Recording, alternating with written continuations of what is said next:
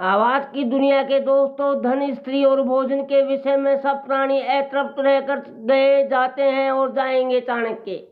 सज्जनों, ईश्वर महज इत्तेफाक है मगर हुस्न नहीं। बेदाग हुस्न के लिए तो खुदा भी तरसता है। तेरी उड़ती जुल्फे देख कर दिल मचल जाता है, जब तू करीब होती है तो दिल महक जाता है। कुछ कहेगी हवा भी, कुछ सुनेगी घटा भी, और मुमकिन है शायद जिक्र कर दे खुदा भी। दिल भी झुकना चाहिए सजदे में, सिर के साथ साथ दिल वही और सिर कहीं, दिल कहीं और सिर कहीं, ये बिन बंदगी अच्छी नहीं। ऊपर मीठी बात कर रहे काख में, आग मुसीबत जान दबीचे राख में। जो सफर की शुरुआत करते हैं वो मंजिल को पार करते हैं, बस एक बार चलने का हौसला रखिए। आप जैसे मुसाफिर का तो रास्ते भी इंतजार करते हैं। नजारे देख जब तुमको वो बैठते हैं, जिधर से तुम गुजर जाते हो वो रास्ते महकते हैं। कनक कांता बिना मैं जी नहीं सकता, ऐसी धारणा जो घुस गई है उसको बिना मैं जी भी नहीं सकते, परंतु इनकी आसक्ति त्यागें। कनक कांता बिना भी जी नहीं सकता, भीतर से त्याग करें। वास्तव में हम सब चीजों के बिना भी जी सकते हैं। आवाज की दुनिया के दोस्तों, कनक और कांता का आकर्षण जीव को उन्नति से गिरा देता है। मित्रों, इस आकर्षण ने कई जपी तपी योगी त्यागियों को गिरा कर रख दिया। गिर जाना ये प्रमाद है, लेकिन फिर गिरकर उठना ये पाप है। क्रमेश खुदार हो अक्सर, जैसा ऐसा ही पी पान के पीना बंद कर दिया, अब पुनः रूपी नहीं चालू करना, और जीवन पर्यंत पान का सेवन नहीं करेंगे। धीमी गति की आत्महत्या है। व्यक्ति बुद्धिमान हो लेकिन भोग की इच्छा उसमें दुर्गुण ले आएगी।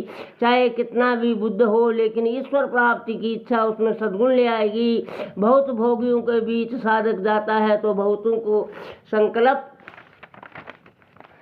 खास वो स्वच्छवाद साधक को नीचे ले आते हैं। उसका पुराना अभ्यास फिर उसे सावधान कर देता है। अतः योगाभ्यासी साधक को चाहिए कि वे भोगियों के संपर्क से अपने को बचाते रहें, शील का आदर से पालन करते रहें, शील को ही अपना जीवन बना लें। इससे साधना की रक्षा होगी और चलते चलते कौन नहीं गिरा। गिरावट को पतन के कई प्रसंग जीवन में आ जाते हैं। गिरकर फिर संभल जाना वाला साधक कल्याण के मार्ग पर आगे बढ़ सकता है। आवाज की दुनिया के दोस्तों, दूसरों की बुराई का चिंतन करने से अंतकरण तेरा मलिन होगा। भैया, उस अवगुण के कारण उसका अंतकरण तो मलिन हुआ ही, लेकिन तू उसका चिंतन करके अपना दिल क्यों खराब करता है? किसके दोष देखकर हम उसके दोषों का चिंतन करते हैं? हो सकता है वे इतना उस दोषों का अपराधी न हो जितना हमारा अंतकरण हो जाएगा।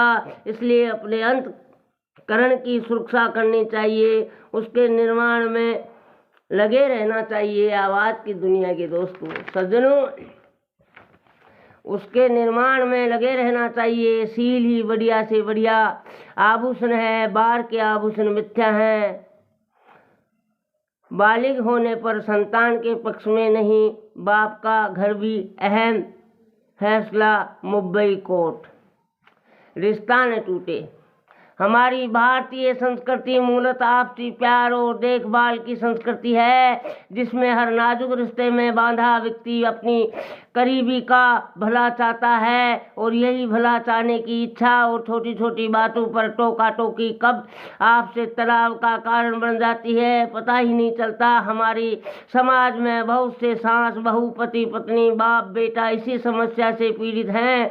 यदि आप भी अपने किसी करीबी के साथ इसी तरह का स्थिति का सामना कर रहे हैं तो ध्यान रखें इन छोटी छोटी बातों का, ताकि छोटी छोटी बातों एक बड़ी बात बन भविष्य में रिश्ता टूटने का कारण न बन जाए। आवाज की दुनिया के दोस्तों, कहते हैं कि कोई भी रिश्ता परफेक्ट नहीं होता, उसे आपसी समझाइश और प्यार से निभाना होता है। इसलिए किसी भी रिलेशन में पहले प्यार, समझदारी और सामंजस्य को महत्व दे, फिर रोटी रोटी छोटी छोटी बातों का यदि आपके किसी भी नज़दीकी रिश्तेदार या दोस्त की कोई बात पर आदत आपको पसंद नहीं है और आप व्यक्तिगत कोण से ये महसूस करते हैं कि उक्त आदत उसके लिए हानिकारक है, तो उतावले होकर उसके प्रति होकर केयरिंग बन अपना ज्ञान न बखानें और उसे लगातार समझाइश न देते रहें।